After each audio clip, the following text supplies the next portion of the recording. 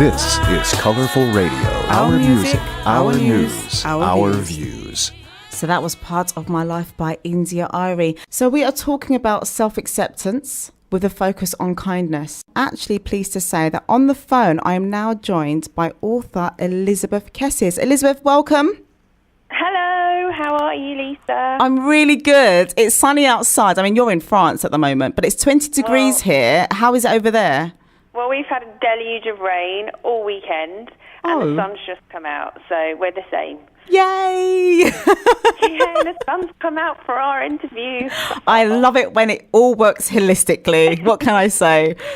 Exactly. So the Ugly Little Girl trilogy is about self-esteem and being true to who you are in a world full of judgment and appearances. What was the motivation for writing these books? Really, honestly, it was feeling so rubbish as a little girl. When I was tiny, I was happy and carefree and nothing bothered me and I enjoyed life. But when I hit about 10 and 11, something, I don't know what went on, maybe it was hormonal change, everyone becomes a bit more aware of themselves, but I just started feeling really rubbish, like I wasn't good enough, I wasn't pretty enough, everyone else at school was more popular, more beautiful than I was. And I just became more and more reclusive. And like there's a statistic that 60% of young girls start withdrawing from sport, dance, everything from the age of about 11, 12. And I think that kind of happened to me. And so much later on in life, I got into a career and all of that. And none of it really was who I am. I kind of did things to make me feel bigger than I was, or look bigger, because I just thought, okay, I need to, appearances is everything. And suddenly, like about 5 years ago, lots of things happened in my life that made me have to change everything. And I started writing, and I wanted to write for a little girl, just like I was, who felt left out, excluded, just not very happy, and to show her that, she's not alone. Lots of other children feel different. And in the book, the way she feels good about herself is by day you see her life, you see her elder sister that picks on her, you see the girls at school that are bitchy, and at night she discovers this magical night school called Oddbods, which is full of children just like me, just like Libby. They're girls with ginger hair, they're boys that feel a bit fat, they're mixed race children that are teased for their hair, all kinds of children that just feel like they're not the norm. You mentioned that in the book, the character Libby, she discovers this magical night school called Oddbods, where she meets, as you said, other individuals who are similar to her, who are not accepted by everyone else. So she has an escape, but when you were going through your time at school, did you have a mental or physical or metaphorical escape? Do you know what? I was quite alone, and that's kind of one of the biggest inspirations and motivations for me, because I was quite locked in with my feelings of just not being good enough and low self-worth. And my parents, my mum and dad, did what they could, but when you feel like this, it's very difficult to open up. It's very difficult to say, oh, I hate my teeth, I hate my skin, I don't feel I'm clever enough, I don't feel I'm this enough. And so I ended up writing a diary, and I ended up writing lots of little stories, and I did weirdly write about a boarding school when I was about 10, where I wanted to go, and I still got the little short story. So I wrote, writing with my friend, but I didn't really talk to anyone. And I think that's something that I've discovered when I've been talking to mums and girls, that sometimes it's really important to have around the family, like a babysitter who's in their late teens, early 20s, because young girls are much more likely to open up to someone like that than they maybe are to someone who's kind of a parent age or someone who's in authority, because they just feel like they're too much older than they are. It's a lot actually when you think about it. And I don't know what's really hit me as you've been talking is just that overwhelming sense of being alone, that aloneness. And I can't, as I'm sitting here, I can't even begin to imagine what you went through.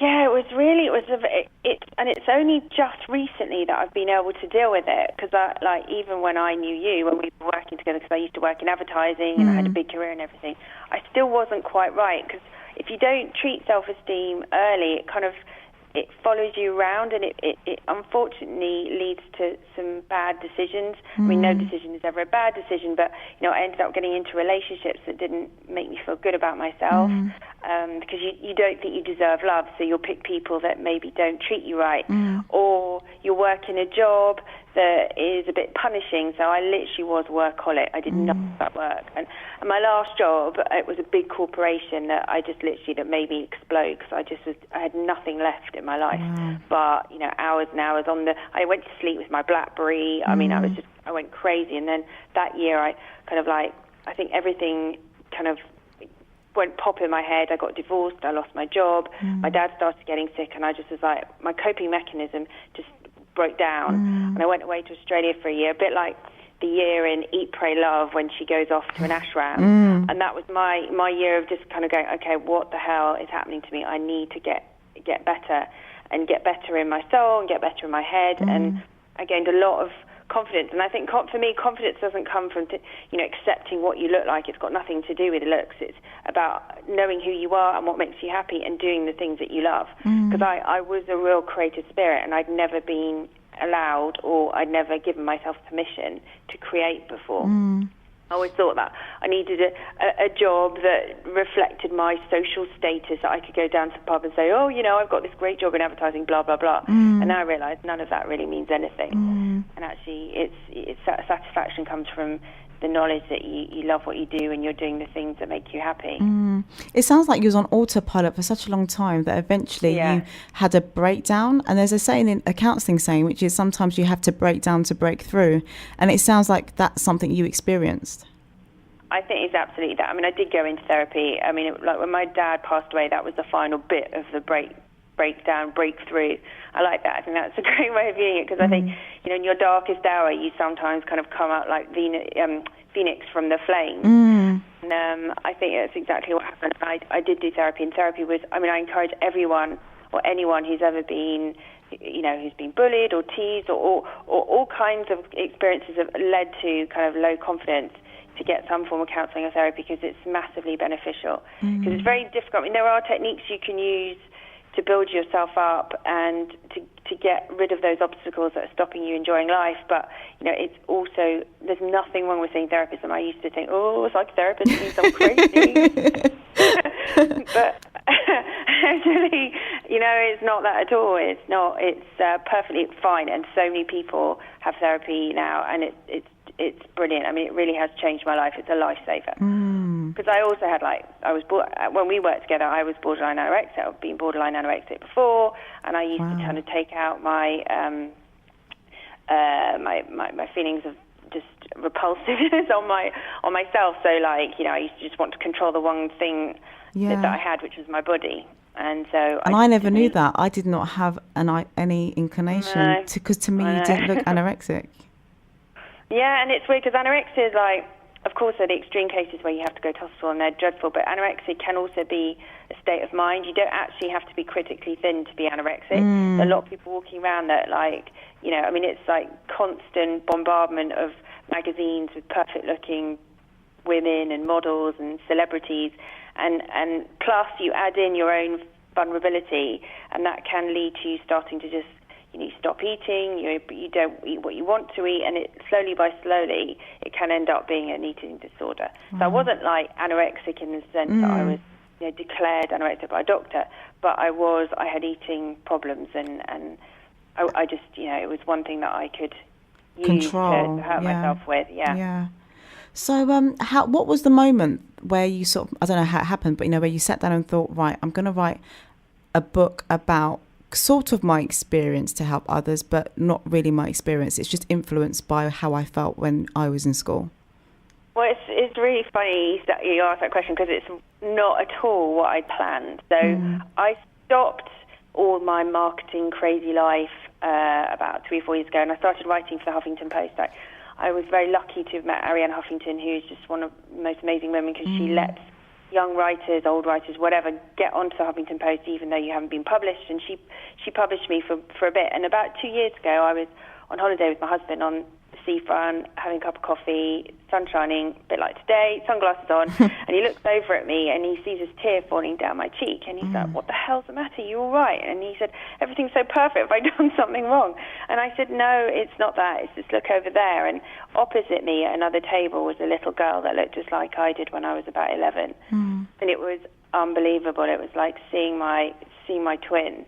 She had the same frizzy hair, kind of in a big long plait down the side, because my hair was so bushy I couldn't control it, so I put it in this long plait.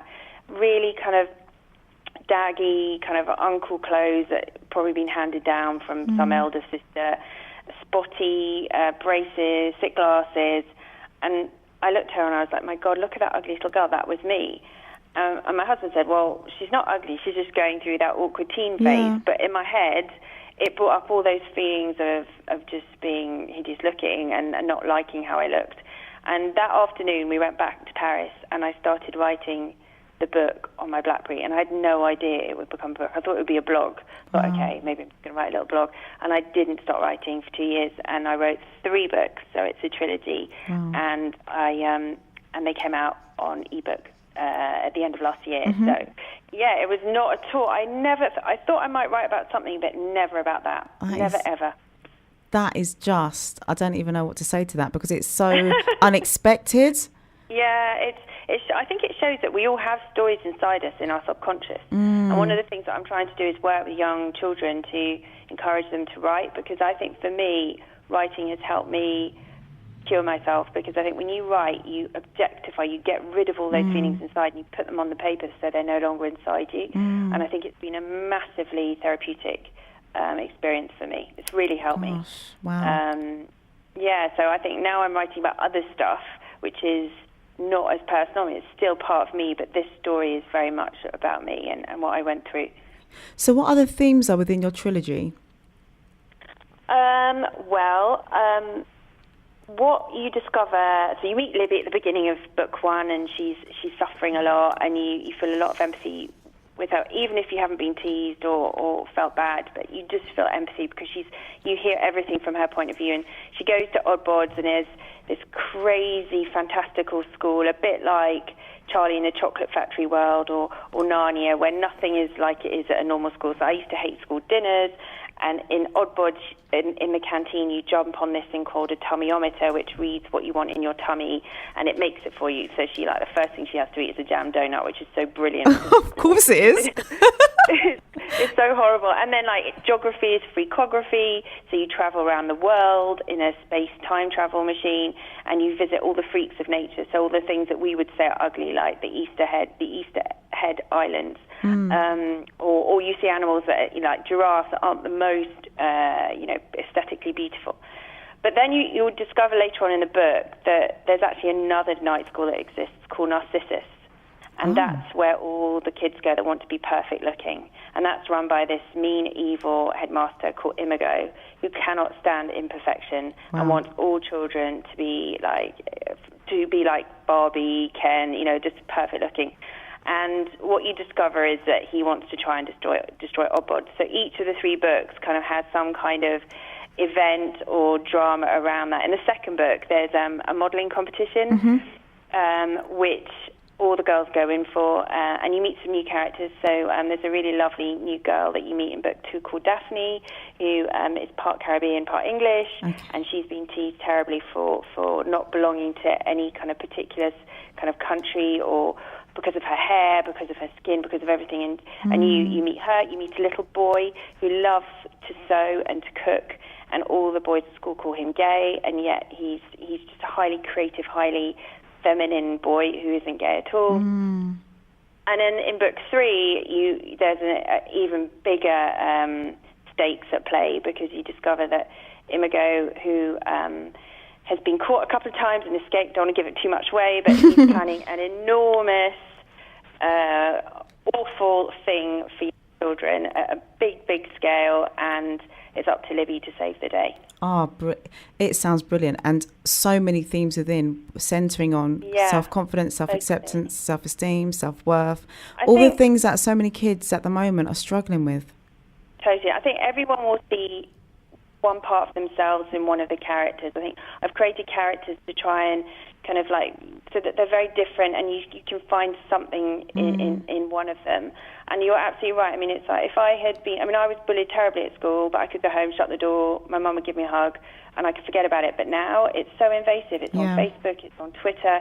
You know, you're constantly, you know, if you're being cyberbullied, there's no getting away from it. And I wanted this book to be a safe place for children, so that there's no way something bad can get in there, and it's you know, it's something for them. Yeah.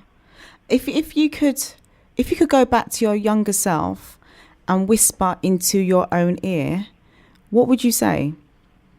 Oh, that's a good question. I know it's really difficult. Sorry.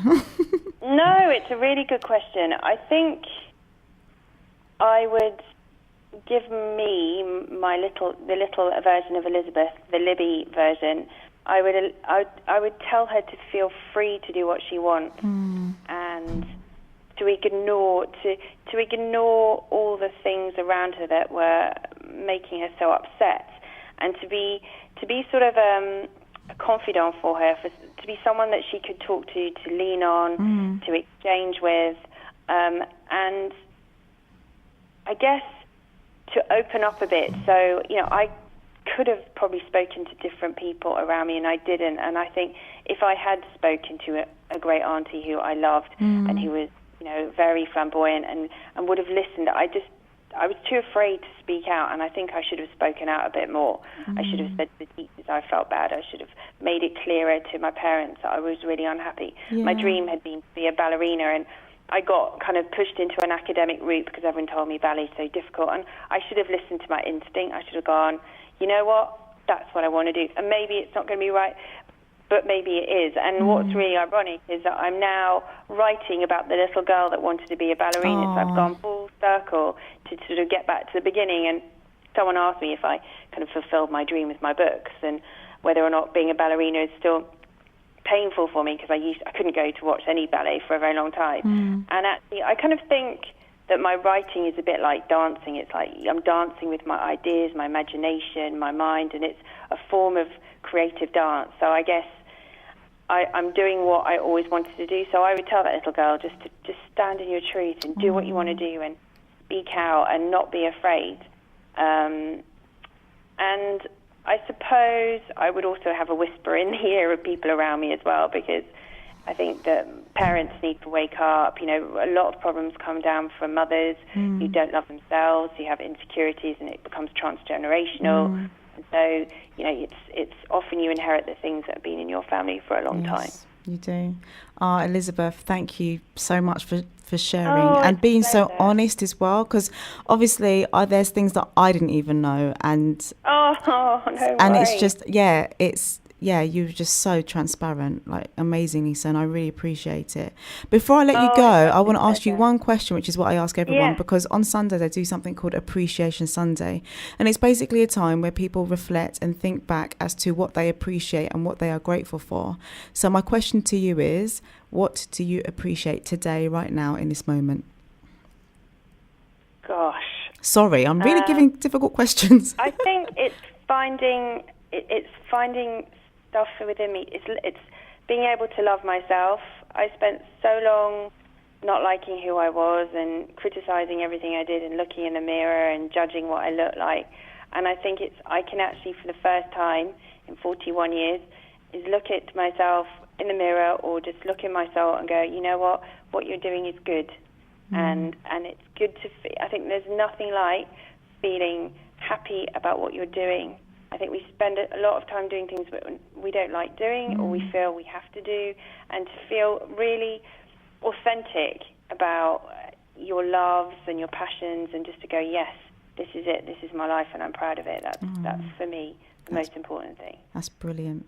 Elizabeth, thank you so much. Pleasure. I really appreciate you taking time out to speak to me today. And if anyone wants to know more about the Ugly Little Girl trilogy, you can go to the website, which is literally just theuglylittlegirl.com, and you can follow Elizabeth on Twitter at BritchChickParis if you wish to. Okay, Elizabeth, once again, thank you so much. Good luck with the books. Good luck with the other projects, and just continue doing you, because it's working.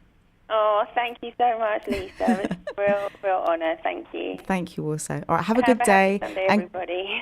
Oh, have a good day. And everyone else at home, I see you on the other side. Okay, cool. Bye. Sure is hot out here. No, I don't mind though. I'm just glad to be free.